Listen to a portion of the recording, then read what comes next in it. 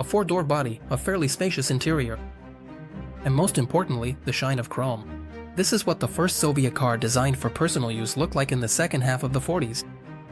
It was the Moskvich 400, the first mass-produced passenger car model, which was supposed to become the people's car of the proletariat, affordable both for a factory worker and a dairymaid from a collective farm. But was this car really as affordable as Soviet propaganda claimed? What secrets and myths are hidden behind the development process of this model? And what does the German Opel Kadett have to do with this story? So don't go anywhere, because the most interesting information about the history of the Soviet people's car is coming up.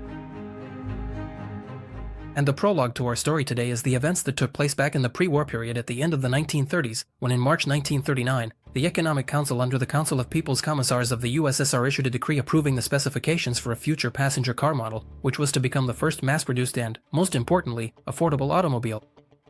A program like this for developing a people's car was not new for that time. Preparations for a similar project were already in full swing in Germany. The main initiator of the work to create the Volkswagen, the people's car, was the Nazi Party. Thus, by making an affordable car available, it aimed to win over its citizens. The Communist Party in the USSR was guided by similar motives, wanting to use inexpensive mass-produced cars as a form of motivational reward for various achievements and merits. In addition, thanks to their personal cars, a large number of people would acquire driving skills, which could later be useful to the Red Army in the event of possible wars.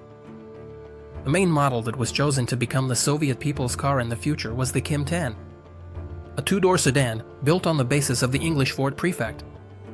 Production of the first small batches of this car began at the Moscow plant of the Communist Youth International, Kim, as early as the beginning of 1940.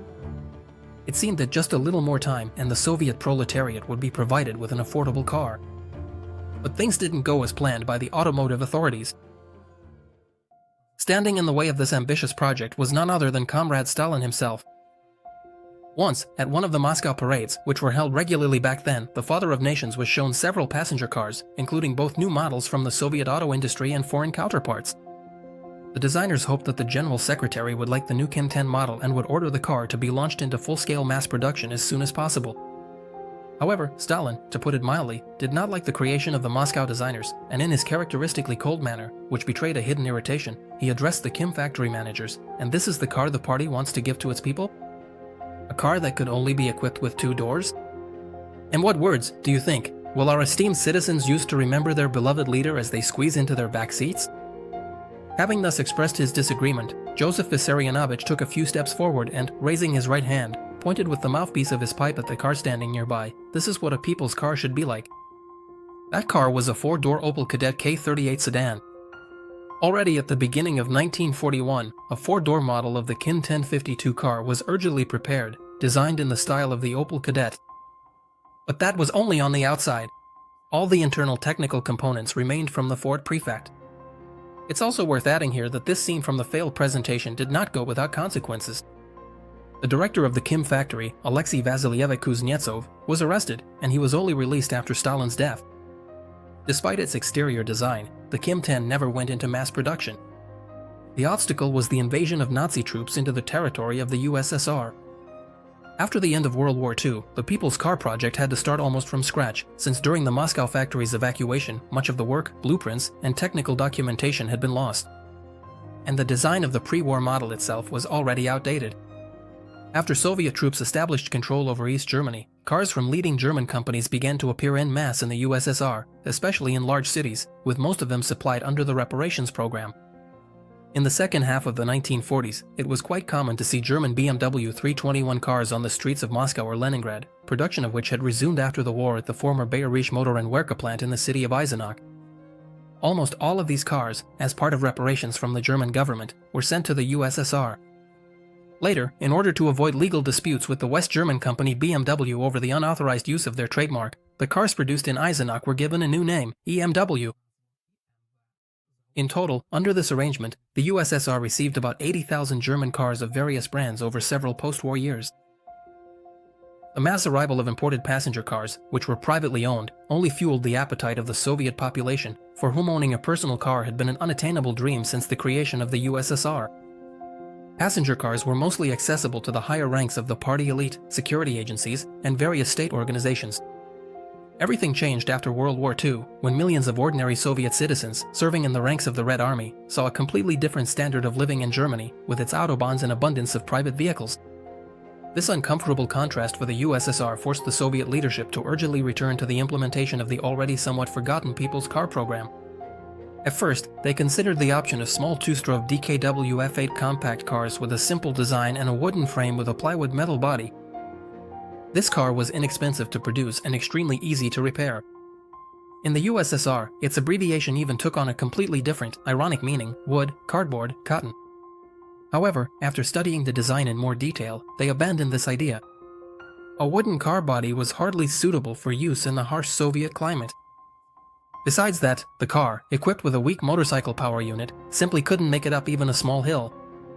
After reviewing a few more options, the designers once again turned their attention to the pre-war Opel Kadett K38. And this happened, as you've probably already guessed, at Stalin's insistence, who this time was adamant and began demanding the immediate adoption of this car for mass production with almost no changes. All these wishes of the General Secretary were formalized in an official decree of the State Defense Committee dated August 26, 1945, on the adoption for mass production by the Moscow small car plant of the Opel Kadett K38 model in its existing form. The decree was adopted quickly and easily. But the subsequent preparatory period before mass production was filled with real difficulties and obstacles. The Opel Company plant in the city of Rüsselsheim, which produced the Kadett model, was located in the American occupation zone and had been heavily damaged by Allied bombing raids. This obstacle was overcome thanks to additional agreements on reparations, which were reached between the Allies at the Potsdam Peace Conference. In particular, they stated that the Soviet Union, as the side that suffered the most from Nazi aggression, had the right to compensation of up to a quarter of all of Germany's industrial capacity, regardless of which occupation zone it belonged to. Thus, the Soviet side managed to obtain the surviving equipment and documentation from the Opel plant, and the part of the blueprints and technical documentation that was missing was restored from finished cars that were purchased from German owners. The main executors of the work were German engineers from the design bureau in the city of Schwarzenberg. Design bureaus from the former auto union plants were also involved in the development of the car. Based on the documentation, drawings, and finished master model received from Germany, the ZIS plant produced the dies and molds for manufacturing the future Moskvich.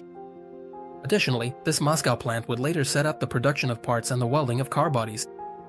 When all the preparatory work was completed, the German design bureau that had been working on the car was disbanded, and the very fact of German specialists' involvement in the development of the Moskvich was deliberately concealed.